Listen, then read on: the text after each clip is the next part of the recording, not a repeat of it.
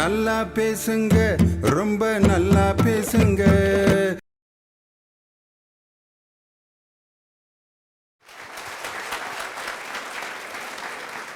மீண்டும் நல்லா பேசுங்க, நல்லதையே பேசுங்க என்ற நிகழ்ச்சிக்கு இந்த வாரம் உங்களை அன்போடு வரவேற்கிறேன். ஒரு தலைப்பு, நல்ல சமுதாயம் உருவாக உடனடியாக செய்ய வேண்டியது வருமுன் காப்பதா வந்தபின் தீர்ப்பதா. இன்றைக்கி பார்த்தீங்க அப்படின்னு சொன்னால், ஒரு பள்ளிக்கூடத்தில் ஒரு பிள்ளையை போட்டு அடி வெளுத்து வெளியில் முழங்கால் போட வச்சுருக்காங்க.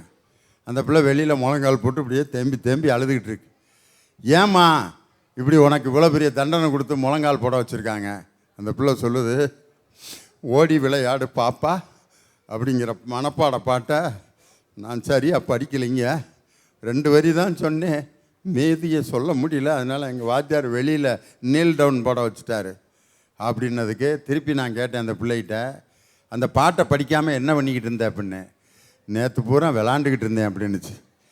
பாரதியாருடைய ஓடி விளையாடு பாப்பா பாட்டை படிக்காமல் விளையாண்டுக்கிட்டு இருந்திருக்கு அந்த பிள்ளை. பாரதியார் சொன்னதை செஞ்சுருக்கு, ஆனால் படிக்கலை. சொன்னதை செஞ்ச அந்த பிள்ளைக்கு தண்டனை என்னன்னா, ஓடி விளையாடு பாட்டை மனப்பாடம் பண்ணலன்னு தண்டனை.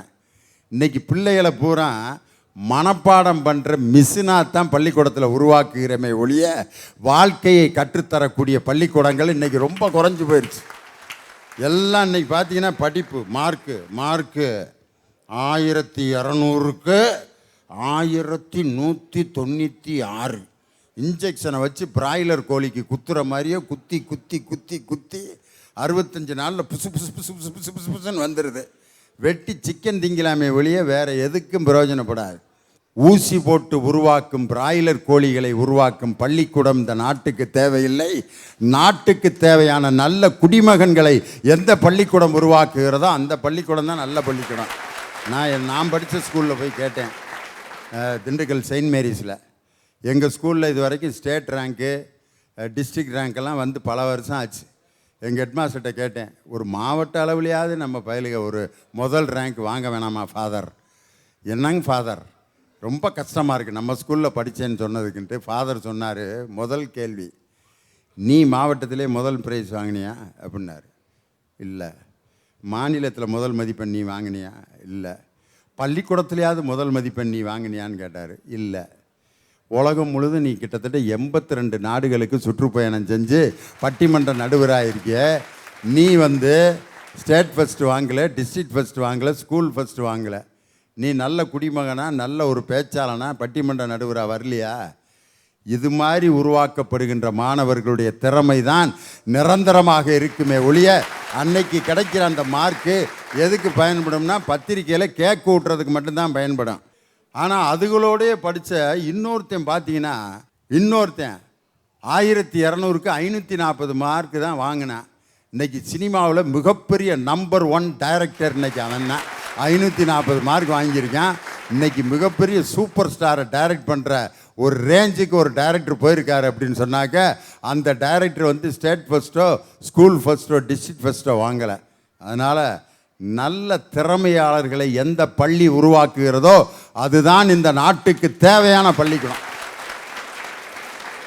நல்ல சமுதாயம் உருவாக உடனடியாக செய்ய வேண்டியது வருமுன் காப்பதா வந்தபின் தீர்ப்பதா. இவங்கெல்லாம் பேசுனாங்க, நான் நான் நான் என்ற ஒரு தனிப்பட்ட பிரச்சனையை தான் இவங்க பேசினாங்க. ஆனால் நான் அப்படி கிடையாது, நாம் என்ற ஒரு சமூகத்தை சார்ந்த பிரச்சனையை தாங்க பேச வந்திருக்கேன். ஐயா, ஒரு நாட்டில் ஒரு அணு ஆயுதம் தயாரிக்கணும்னா அந்த நாட்டினுடைய 1 வருஷ பொருளாதாரத்தை செலவு செய்யணும். மற்ற நாடெல்லாம் அணு ஆயுதம் வச்சிருக்கான்றதுக்காக நம்ம கோடி கோடியா படத்தை கொட்டி அணு ஆயுதத்தை அதிக அளவில் தயாரித்து வச்சுருக்கோம். எதுக்காக? என்னைக்கோ வர இருக்கிற யுத்தத்துக்காக இன்னைக்கு கோடி கோடியா கொட்டி செலவு செஞ்சு உற்பத்தி செய்கிறோமே. இன்னைக்கு அந்த பணத்தை அடிப்படை வசதிகள் கூட இல்லாத இருக்கிற கிராமங்களுக்கு நீங்க செலவு செஞ்சிருந்தா அந்த கிராமம் முன்னேறி இருக்கும். அந்த கிராமம் முன்னேறி இருந்தா அந்த நாடே ஒரு நல்ல சமுதாயமாக மாறி இருக்குங்க. வீட்டில் பெண் பிள்ளைகள் பிறந்துட்டா போதுங்க, பெற்றவங்களுக்கு அதை விட பெரிய கஷ்டமே இல்லைங்க. பெற்று வளர்த்து ஆளாக்கி தன் கையில் பிடிச்சி கொடுக்குற முடியும் அவங்க படுற பாடு இருக்கே. ஐயோ you you you you you இன்னைக்கு பெண் பிள்ளைங்களை கல்வி சேர்க்கும் போதே சிறுக சிறுக குருவியாட்ட பணத்தை சேர்க்க வேண்டியது. தங்க விலை குறைஞ்சிச்சின்னு சொல்லிட்டா போதுங்க, ஏன் எதுக்குன்னே யோசிக்காம அந்த பணத்தை எடுத்துட்டு போய் நகையை வாங்கிட்டு வந்துடுறாங்க. இந்த விஷயத்த 4 பேர் காலுக்கு பரப்புறாங்க. அந்த 4 பேர் 40 பேர் பரப்ப, அந்த 40 பேர் 400 பேருக்கு பரப்ப, அந்த 400 பேர்ல எவனோ ஒருத்தன் அன்னைக்கு நைட்டே ஆட்டையை போட்டு போயிடுறாங்க. இப்படியெல்லாம் வருமுன் காப்பதை விட அந்த பணத்தை அந்த பிள்ளையினுடைய கல்வியில, பெண் கல்வியை நீங்க செலுத்திருந்தா அவ முன்னேறது மட்டும் இல்ல, அவளை சார்ந்த சமூகமே முன்னேறி இருக்குங்க. ஐயா, மனுஷங்களே 3 வகையா பிரிக்கலாம். எப்படி தெரியுமா? 1 சுயமா சிந்திக்கிறவன், 2 சொல் பேச்சு கேட்டு திறந்துறவன், இந்த 3வது இருக்கான் பாருங்க, பட்டாதான் திறந்து வாழ்றான் பாருங்க அந்த 3வது மனுஷன். இந்த 2 பேரை காட்டிலும் அந்த பட்டாதான் திறந்து வாழ்றான் பாருங்க, அவன் தாங்க இன்னைக்கு நிறைய சாதிச்சுட்டு இருக்கான். ஐயா, இன்னைக்கு மனுஷனுக்கு பிறப்பு இறப்பு எப்போ வரும்னு சொல்ல முடியுமா ஐயா? இந்த வருமுன் காக்குறான்றாங்களே, அவங்கள சொல்லுங்க ஐயா பார்க்கலாம். 2ஐயும் தீர்மானிக்கிறது அவன் கிடையாது. யாருக்கிட்ட பிறக்கணுங்கிறத நானா தீர்மானித்தேன். எத்தனாம் தேதி சாவேன் அப்படிங்கிறது யாருக்காவது தெரியுமா? இந்த 2ம் எப்போ தெரியுமா வரும்? அவனுக்கு தெரியாத போது தாங்க இந்த 2 வரும். இந்த வருமுன் காக்குறதுன்னு பேசுறாங்களே இவங்க, இதுல இருந்து தன்னை வருமுன் காத்துக்க முடியுமாயா? எப்படியா சொல்ல முடியும் உங்களால வருமுன் காக்குறோன்ட்டு? நாம இன்னைக்கு நல்லா வாழ்ந்துட்டு இருக்கோம்னா அது அன்னைக்கே முன்னெச்சரிக்கையோட நடந்தவங்க தான் காரணம். ஆதித்த சோழன் அப்படின்னு சொல்லிட்டு ஒரு சோழ ராஜாயா, சிதம்பரத்துக்கு கிட்ட வீரநாராயண ஏரி கேள்விப்பட்டிருப்பீங்க இல்லையா? அவ்வளோ ஒரு பிரம்மாண்டமான ஏரியை கட்டுனா இன்னைய வரைக்கும் சென்னை மக்களோட தாகத்தை அந்த ஏரி போக்கிட்டு இருக்கு. அசோக சக்கரவர்த்தி அவன் என்னையா பண்ணான்? போர் மட்டும் தானே பண்ணான், வேற என்ன பண்ணான் அப்படின்னு நீங்கள் நினைப்பீங்க. உங்களுக்கு அவன் போர் பண்ணது மட்டும்தான் தெரியும். இன்னைக்கு சாலைகளோட 2 பக்கத்துலேயும் மரங்களை பார்க்கறதே பெரிய விஷயமா இருக்கியா? ஆனால் அன்னைக்கே அவன் சாலைகளோட 2 பக்கங்களையும் மரம் நட்டான். அந்த மரங்கள் இன்றும் நமக்கு நிழல் கொடுக்கின்றன, மழை வருவதற்கு உதவுகின்றன, வெள்ளம் வராமல் தடுக்கின்றன. ஒரு சின்ன உண்மை சம்பவம் யா. அரண்மனையில் ஆடம்பரமான வாழ்க்கையை வாழ்ந்திருக்கலாம், ரொம்ப அப்படியே காசு பணம்லாம் எல்லாம் வச்சு வாழ்ந்திருக்கலாம். ஆனால் அவர் வாழவில்லை. அவரோட மக்களுக்காக ரொம்ப எளிமையான வாழ்க்கையை கடைபிடித்தார். பல நாடுகளுக்கும் ஊர்களுக்கும் சென்று விதைகளை கொண்டு வந்து அவரோட நாட்டில் நட்டாரு. இன்னைக்கு கேரள தேசம் ஒரு செழிப்பு மிக நாடா இருக்குன்னா அதுக்கு அன்னைக்கு ராமவர்மாங்கிற அரசன் பண்ண ஒரு முன்னெச்சரிக்கை தான் காரணம். அரைஸ் அவேக் யாரையா சொன்னது? சுவாமி விவேகானந்தருடைய வாக்கியம். ஆமாய்யா, விவேகானந்தர் சொன்ன இந்த வாக்கியத்தில் ஒரு அருமையான கருத்து இருக்கு. நாம் என்னைக்குமே கண்மூடித்தனமாக இருக்கோம்யா, கண்ணை விழிக்கவே மாட்டோம். என்று நாம் கண்ணை விழித்து முன்ஜாக்கிரதையோடு இருக்கின்றோமோ அன்னைக்கு பிரச்சனைகளே வராதியா. வந்த பின் தீர்ப்பதுனா என்ன? பிரச்சனை வந்ததுக்கு அப்புறம் தீர்க்கிறது. நீங்கள் வரும் முன்னே காத்துட்டீங்கன்னா பிரச்சனையே வராது, அப்புறம் தான் நீங்கள் தீர்க்கிறது. அதே மாதிரி ஒரு விஷயம், சின்ன சின்ன விஷயங்களில் கூட நாம் முன்னெச்சரிக்கையாக இருக்கணும்யா. இதோ நான் ஐயா அவர்கள் நீங்கள் எல்லாரும் தூங்கிக்கிட்டு இருக்கிற நேரத்தில் சில பேர் முழிச்சிட்டு இருப்பாங்கய்யா. நான் திருட்டு பசங்களை சொல்லலை, சில பேர் முழிச்சிட்டு இருப்பாங்க. இராணுவ வீரர்கள் இங்கு நான் இன்று நின்று கொண்டு நிதானமாக பயமின்றி பேசுகிறேன் என்றால் வட இந்தியாவில் நிமிடத்திற்கு நிமிடம் உயிரை கொடுக்கும் இராணுவ வீரர்கள் தான் காரணம். அந்த இராணுவ வீரர்கள் ஒருவேளை போர் வரட்டும் அப்புறம் பார்த்துக்கலான்னு இருந்திருந்தாங்கன்னா நான் இங்கே நிம்மதியாக நின்று பேசிகிட்டு இருந்திருக்க முடியுமா? அதே மாதிரி விவசாயி சேற்றல் கால் வைத்தால் தான் நாம் சோற்றில் கை வைக்க முடியும். இது ஒரு அருமையான வாக்கியம். விவசாயிங்க பஞ்சம் வரட்டையா அப்புறம் நான் நட்டுக்கிறேன் அப்படின்னு இருந்திருந்தா இன்னைக்கு நாம் தினம் சாப்பிட முடியுமா? ஐயா, வைரமுத்து ஐயாவோட வைர வரிகளுக்கு இணையா ஒருத்தன் கவிதை எழுதணும்னா மறு ஜென்மம் பிறந்து வந்தாலும் முடியாதுங்கிறது தான் என்னோட கருத்து. தண்ணீர் தேசங்கிற ஒரு நாவல்ல பெண்ணை பத்தி அழகா சொல்லியிருப்பாரு. நிலாவின் வட்ட முகத்தை, வளர்ந்த கொடியின் வளைவு நெளிவுகளை, புல்லின் மெல்லிய அதிர்வுகளை, நாணலின் மென்மையை, முயலின் அச்சத்தை, மானின் பார்வையை, உதய சூரியனின் உற்சாகத்தை, பூக்களின் மலர்ச்சி, சக்கரவாகத்தின் கற்பை, தேனின் இனிமையை, அனைத்தையும் சேர்த்து பெண் படைத்தானாம் பிரம்மன்னர். எப்படியா? அனைத்தையும் சேர்த்து பெண் படைக்கிறானாம் பிரம்மன். ஆனா இன்னைக்கு நியூஸ் பேப்பர்ல பக்கத்து திருப்ப முடியல. பெண்ணை கொன்னுட்டாங்க, பெண்ணு தற்கொலை, பெண்ணுகிட்ட இருந்து இதை பிடுங்கிட்டாங்க, அதை பிடுங்கிட்டாங்க, வரதட்சணை கொடுமன், பக்கத்துக்கு பக்கம் பெண்ணை பத்தி எழுதிக்கிட்டே இருக்காங்க. நான் வந்ததுக்கு அப்புறம் தீத்துருவேன், நான் பெரிய இவன் அவன்னா. டெல்லியில ஓடுற பேருந்துல ஒரு பெண் கற்பழிக்கப்பட்ட அடுத்த நொடியிலிருந்து பெண்ணுக்கு எதிரான ஒரு குற்றமும் நடக்காம இருந்திருக்கணும், தீர்த்திருக்கணும். ஏன் தீக்கல? வரும் முன்னாடி காக்காதனால வந்த கொடுமைகள் தான் இதெல்லாம். பெண்ணே சிக்கனம் செய், சிக்கனம் செய், கண்ணீர் கூட ஒரு வகையான செலவுதான். கண்ணீரை சேகரித்து சேகரித்து கனலாக மாற்று. வரும் முன்னே உன்னை காத்துக்கொள், வந்த பின் தீர்ப்பதற்கல்ல. சமாதானம் சொல்லக்கூட யாரும் இருக்க மாட்டார்கள். தலையணை உரை மாற்ற பிறந்தவள் மட்டுமல்ல பெண், துப்பாக்கிக்கு தோட்டா மாற்ற பிறந்தவளும் பெண்தான் என்பதை அனைவரும் உணர்ந்து கொள்ளுங்கள். ஐயா, குழந்தைங்கன்னா உங்களுக்கு பிடிக்குமாங்கய்யா? குழந்தைங்கன்னா எல்லாருக்குமே ரொம்ப பிடிக்கும்பா. எனக்கும் பிடிக்கும், இங்க இருக்கிறவங்க எல்லாத்துக்கும் பிடிக்கும். ஜூலை 16ஆம் தேதி 2004ஆம் ஆண்டு ஒரு கொடூர சம்பவம் நிகழ்ந்துச்சு கும்பகோணத்துல. 94 குழந்தைங்க தீல கருகி போயிட்டாங்க. எதனால நடந்துச்சு? வரும் முன்னாடி காக்காதனால தான் நடந்துச்சு. கூரையில தீ வச்சா எரியும் எல்லாத்துக்கும் தெரியும். அப்புறம் எதுக்கு கூரை குடிசைக்கு பள்ளிக்கூடத்துக்கான அனுமதியை கொடுத்தாங்க? அதனால தானே வந்துச்சு. கலெக்டர் ஆகணும்னு பிள்ளைங்களை கொண்டு போய் பள்ளிக்கூடத்தில் விட்டவங்கெல்லாம் குழந்தை தீல கருகிடுச்சுன்னு வந்து நிற்கிறாங்க. அடுத்த நொடி என்ன ஆகும் தெரியாம ஆனந்தமா ஆத்திச்சூடியும் ஆயும் படிச்சுட்டு இருந்த குழந்தைங்க தீல ஆவியாயிடுச்சு. உயிரெழுத்தும் மெய்யெழுத்தும் எழுத வேண்டிய கை உருகி ஆவியா போயிடுச்சு.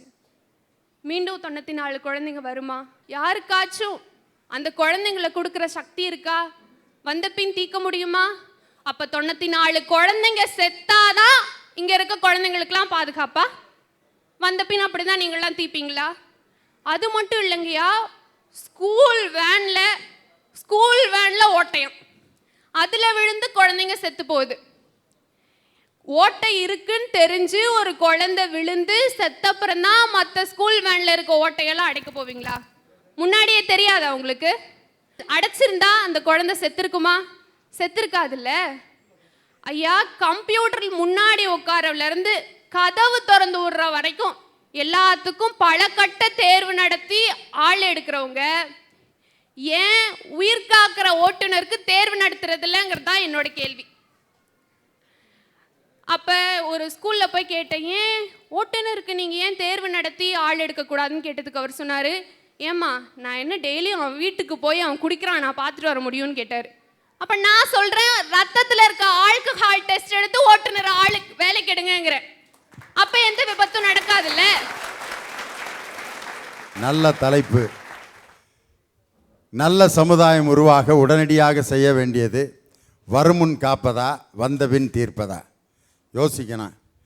இன்னைக்கு ஒரு பையனை ரொம்ப ஆசைப்பட்டு பொத்தி பொத்தி வளர்க்குறோம். குழந்தைகளை சுடுதண்ணி தான் கொடுக்குறோம், சுடுதண்ணியில் தான் குளிப்பாட்டுறோம். லேசாக மூக்கில் அப்படின்னா இங்கே மருந்து ஊசி மாத்திரை, பிள்ளைக்கு எதுவும் வந்துடக்கூடாது, அடிபட்டுறக்கூடாது அப்படின்ட்டு கூடையே ஓடுறோம், கீழே விழுந்துடக்கூடாது. அப்படி வளர்க்குற பிள்ளை வேஸ்ட்டு. அதனால தான் சொல்கிறான், ஊற்றி கெட்டது கண்ணு, ஊத்தாமல் கெட்டது காது, பார்த்து கெட்டது புள்ள, பார்க்காம கெட்டது பயிருன்னா. உங்கள் பிள்ளைய ஃப்ரீயாக விட்டு 2 இடத்துல அடி வாங்கி காயத்தோடு வரட்டும். அப்போ தான் காயம் வந்தால் எப்படி நடந்து கொள்ள வேண்டும் என்ற தைரியம் உன் பிள்ளைக்கு வருமே ஒழிய காயம்படாமல் பொத்தி பொத்தி பொத்தி பொத்தி வளர்க்காதீங்க. ஏற்ற வீட்டில் இருக்க பையனோட சேராத, மோசமான பைய. பக்கத்து வீட்டில் இருக்க பயலோட சேராத, பாடாதி பய. அந்த வீட்டில் இருக்க பயலோட சேராத, அயோக்கிய பய. அப்படின்ட்டு யாரு கூடயும் சேராமல் வளர்த்திங்கன்னா அவன் நாளைக்கு உங்கள் கூடயே சேராமல் போயிடுவேன். எப்பா வெளியே போ போ டே, நான் யாரு கூடயும் சேராமல் இல்லைடா உன்னைய வளர்த்தேன், அதான் நீ என் கூட சேராத வெளியே போ அப்படின்னு அவங்க அப்பனை அனுப்புகிறான். என் பிள்ளைய யாரு கூடயும் சேராமல் வளர்த்தனே, என் கூடயே சேராமல் ஓடி போயிட்டானேன்ட்டு. பிள்ளைகளை எல்லாரோடையும் கலந்து பழக விடுங்க. அனுபவம் யாருக்கு அதிகமாக வருகிறதோ அந்த பிள்ளை தான் வாழ்க்கையில் வெற்றி அடைவான். கஷ்டத்தை உன் பிள்ளைய அனுபவிக்க விடு. அப்போ தான் கஷ்டம்னா என்னங்கிறது அவனுக்கு தெரியும். உன் பிள்ளைகளுக்கு வியாதி வந்துடும் பயந்து பயந்து பயந்து பயந்து தடுப்பூசி மருந்து டாக்டரு லேசாக உடம்பு சுட்டோன்னே டாக்டர்கிட்ட தூக்கிட்டு அம்மா அம்மா அம்மா ஏன் பிள்ளைக்கு உடம்பு சுடுது அப்படின்னு பார்த்தா அங்கே போனால் ஒன்றுமே இல்லை, நல்லா தானே இருக்கான், ஏன் தூக்கிட்டு வந்தீங்க? பிள்ளைகளை இப்படியே வளர்க்கக்கூடாது. 2 தடவை காய்ச்சல் வரணும், 10 தடவை இருமல் வரணும், ஒரு தடவையாவது அம்மா வரணும், ஒரு தடவையாவது லேசாக ஒரு இடத்துல காயம் பட்டு கால் ஒடியணும். அப்போ தான் அந்த பிள்ளை பக்குவப்பட்ட பிள்ளையா வளரும். 10 வியாதி வந்தால் தான் வியாதியை எதிர்க்கக்கூடிய இம்யூனிட்டி பவர், எதிர்ப்பு சக்தி உன் குழந்தைக்கு வரணும்னா அவனுக்கு வியாதி வரணும்டாங்கிறான் டாக்டரு. வியாதியே வராமல் இருக்க குழந்தை கடைசியாக 32 வயசில் என்னமோ அப்படின்ட்டு படுத்து செத்து போயிடுவான்.